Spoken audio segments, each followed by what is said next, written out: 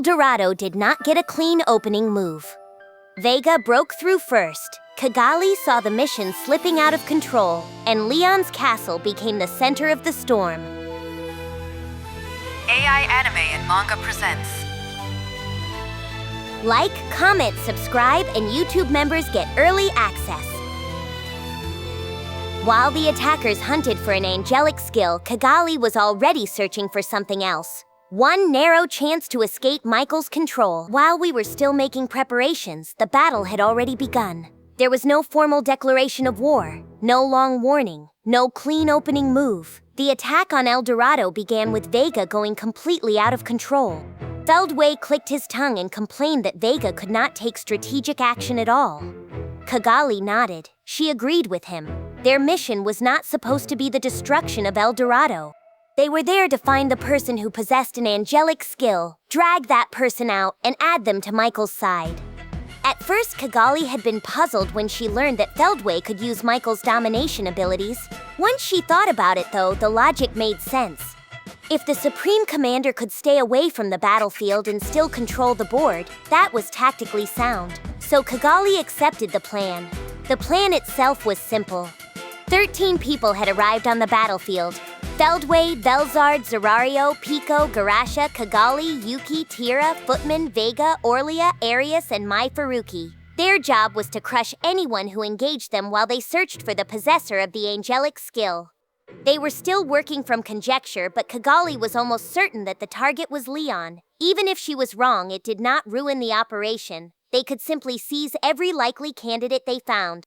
If Leon refused to come out, and if the city hardened its defenses, Kagali would lead a storming party inside. That was the idea.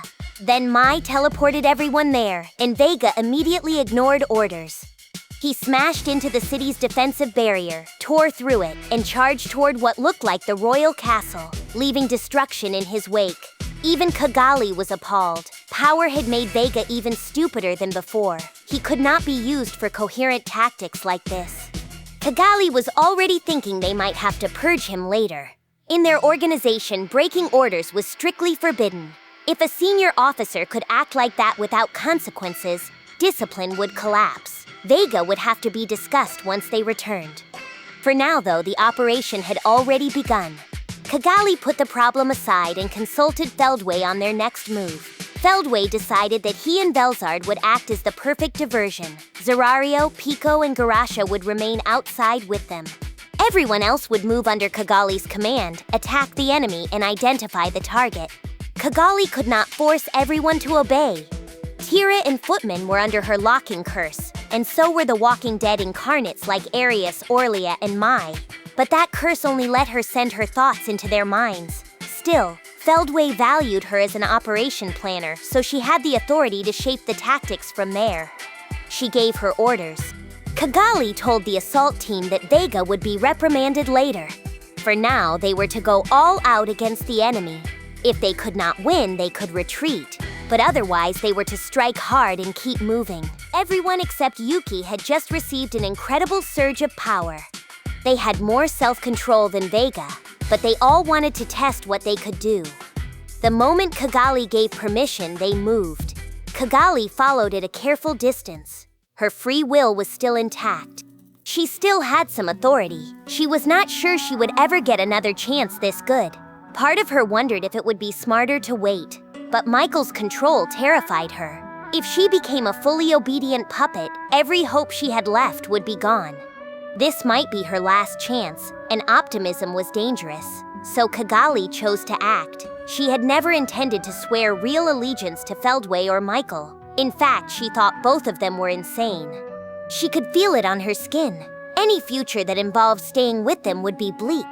But Kagali had sworn that she would not betray her companions. She had accepted Michael's dominion because she would do whatever she had to do to return the favor she owed Yuki. No matter how dirty her hands became, she would not abandon him or the others. Kagali had also noticed something important.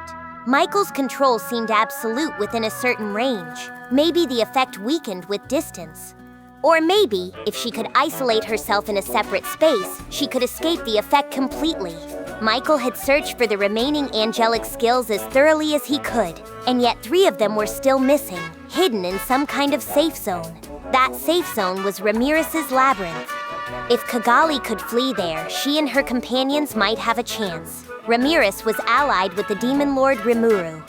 That alliance might be a bit doubtful after everything that had happened, but Rimuru was soft-hearted enough that Kagali thought there was a very good chance he would shelter them. So Kagali's real mission was to cause as much chaos as possible, then find an opening to escape. And to do that, she played the most reliable card she had. Through thought communication, Kagali reached out to Laplace. Kagali asked if he could hear her. Laplace was shocked. He realized it was his president and asked if she was all right. Kagali told him yes, but that she was in a difficult situation. Laplace immediately told his boss to give him orders. Where did she want him? Kagali answered with one place, El Dorado.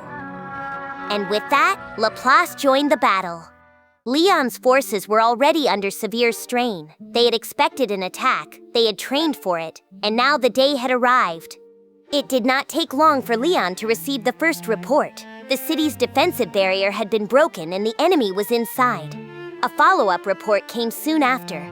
A pale knight told Leon there were only 8 enemies inside the castle, but each one possessed massive strength. They had penetrated the castle and the defenders were falling into disarray. Leon looked toward Guy as the knight returned to battle.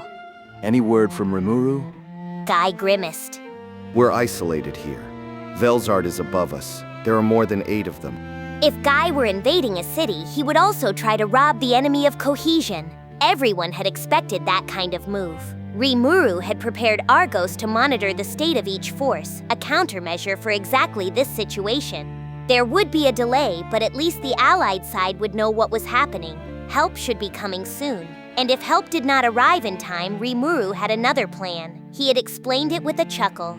Leon wanted nothing to do with that plan, and he doubted Rimuru had been serious. But if the worst case arrived, Leon would not be in a position to complain. That worst case had to be prevented. So now what? Should we wait here until Rimuru's backup arrives? Guy answered that it would be difficult. If Velzard had not been there, they would have many options. But once Velzard became serious, she could destroy the entire city. I wouldn't like that. A spatial transfer required accurate coordinates at the current location and the destination. If contact beyond the city limits had been cut off, the enemy was almost certainly blocking it. If the transport magic circle was destroyed too, reinforcements would be delayed even further. If they could buy another 10 minutes, Rimuru would probably arrive. But if they wanted to hope for that, they had to defend this position with their lives. Guy stood up and said he would go outside to take the enemy on. I'll join you. Maziri and Rain said they would go too. After living with them for several months, Leon knew exactly what they could do. Rain especially had improved so quickly that she could give Leon trouble during training. That would annoy him in ordinary times. In this moment, it made her a trustworthy ally. Maziri complained that she wished Rain could always be that serious. And then another problem child spoke up. I doubt a pair of weaklings like you would help us very much. I am reluctant to lend a hand to Guy, but I have orders from Sir Rimuru, and I will concentrate on those. You will have my assistance. Shall we go? Diablo smiled as if Guy ought to be grateful. Rain immediately shot back at him. An argument started. Guy yelled at them in disgust, while Maziri shook her head in frustration. As Leon watched them leave the room yelling and bickering all the way, his only thought was that they looked like one big happy family. But he did not have time to dwell on them. Guy's team would handle the outside, but Leon had his own duties. He could hear soldiers screaming in the halls. The battle inside the castle was already going badly. Worse, any rash movement from Leon could expose him to mind control. That was the most frustrating part of all. Leon turned to Arlos the Silver Knight, his trusted assistant. None of them are headed for the city? Arlos used thought communication to confirm with the other knights, then reported that all the enemies appeared to be heading for the castle. Leon nodded. That at least was good news. In that case, have our magic knights seal off the castle. We'll isolate the intruders inside and keep them from reaching the outside world. Arlos accepted the order immediately. Leon decided that worrying about Guy any further would be pointless. He sent out a rapid series of commands. If the enemies were trapped inside the castle, they could not keep damaging the city outside. Leon could wait for Rimuru's backup and defeat the intruders inside a virtual cage. I want every knight captain engaging our enemies to prevent any further casualties. Arlos obeyed. The standing defense force could not handle the attackers alone. Once the castle was sealed with an isolation barrier, the knight captains would be sent in to intercept the enemy. The Yellow Knights, defense specialists, would work with the healers of the White Knights to maintain the city's defensive barriers. The Red Knights, built for offense, would engage the attackers directly. The Blue Knights, a commando unit, would move as needed to cover lightly guarded areas. Arlos took the lead and relayed Leon's commands. Then 6 demons appeared before Leon and knelt in submission. They were Guy's generals. Technically, they served Misery and Rain, and after their recent evolutions, they had been promoted to demon peers. Masora, Rain's chief officer, had reached the duke level of the demon hierarchy. She was still weaker than Moss, who was a grand duke, but she stood above the others in this group. Khan, Misery's chief officer, was not far behind. He was not as strong in direct battle as Masora, but he was powerful enough to merit a marquis title. Even the other 4 generals were comparable to the captains of Leon's Magic Knight Corps. Keeping them idle would be a waste. Leon granted their request to Sortie. Get going, work with Fran and the others and defeat our enemies. So the demons were unleashed. Only Arlos and Claude remained with Leon in the room. Arlos was his attendant, and Claude, the Black Knight, was Arlos's instructor. Leon would have preferred to send them into battle too. But Leon himself was clearly the enemy's target, so he needed bodyguards at his side. Frustrating, isn't it? Arlos urged him to be patient. It was strange to protect someone like Sir Leon, but Leon had to trust them and remain there. Claude tried to reassure him too. There were only 8 enemies inside the castle. Leon had 4 knight captains, the demons, and several trained knight corps. Claude insisted there was no way they could lose. Arlos sounded optimistic as well, almost as if he was trying to convince himself. Leon knew it would not be that easy. But the important thing was keeping himself out of the enemy's hands. Patience was the key. They had to wait for better news on Leon's throne.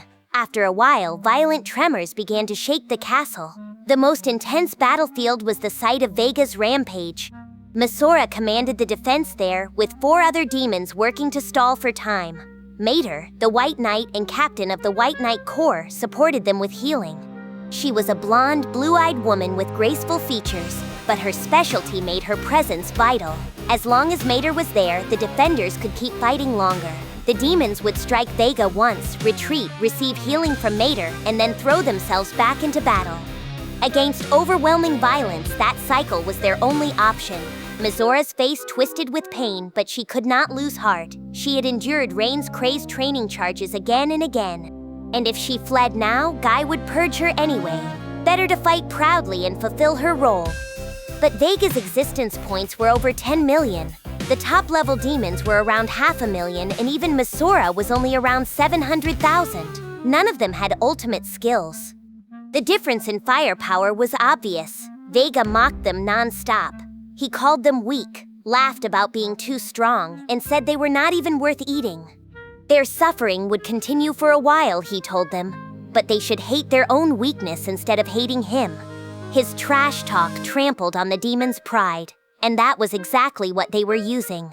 Demons were gifted at reading emotions. They took advantage of Vega's personality, letting him swing his power around while they maintained the stalemate. The fight against Vega was violent, but it was at least stable. By comparison, every moment of the battle against Arius screamed with danger. Arius had lost the composure he used to show in his human days. He was caught in a frenzy of violence, shouting about the thrill of his new power. The ultimate enchantment Sandalphon had manifested as a handgun. One Arius could fire endlessly without reloading. In his right hand, he also held a bastard sword created by Orlia's multi-weapon skill. Those weapons were far beyond ordinary god-class equipment. Arius used both as he slaughtered the knights.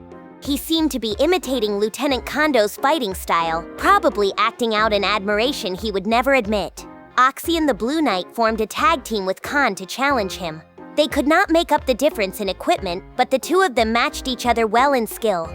Khan staked his pride as a great demon and used magic to interfere with Arius's movements. Oxian's graceful swordsmanship let him hold his own, and his support magic was crucial. Their strength and durability were both reinforced through multiple layers of magic. Even then, they had almost no chance of victory. Arius was an enemy who could not be injured even by direct strikes. Oxian, a nihilistic young noble, did not expect to win from the start. He only focused on preserving his sword and throwing himself back into the fight for as long as he could. This was one enemy he never wanted to let reach his beloved Leon. That battle felt as if it might last forever. But it had only just begun. Against Orlia stood Fran and Kizona, commanders of the Red and Yellow Knights. Fran was an auburn-skinned beauty in light armor, built around offensive force. Kizona was small, bright-faced and protected by heavy full-body armor. Their advantage was not strength, it was Orlia's lack of fighting spirit. Orlia was being careful. Unlike Vega and Arius, she was not rampaging. She was methodically testing her new power, seeing what her multi-weapon skill could create. She had already given Arius a one-handed sword and Mai a crescent bow. For herself, she prepared a morning star and a tower shield, testing both offense and defense. That cautious personality was saving the defenders. Orlia used Fran and Kizona as experimental opponents, slowly and steadily learning the weapons created by her brand new ultimate enchantment. Mai, meanwhile, stood on the battlefield and could not shake the feeling that she did not belong there. She had no idea why she should be fighting. But she could not defy Michael's will. Michael had even brainwashed Yuki, someone Mai trusted deeply. If Yuki could be taken, there was no way someone like Mai could defeat him. Even so, she did not want to vent her frustration on knights who had done nothing to her. So Mai watched from the sidelines. If she had joined the battle, the situation would already have tilted in the angel's favor. But that was not what happened. Mai wondered aloud that all of this would only bring pain to everyone. She asked what she was supposed to do, and she asked Yuki to tell her. She was lost. She was troubled. And she still had no answer. Mai would need more time before she could make a move. Route confirmed. The next episode and full playlist are ready. Then don't stop here. Keep watching in story order and subscribe before the next part drops.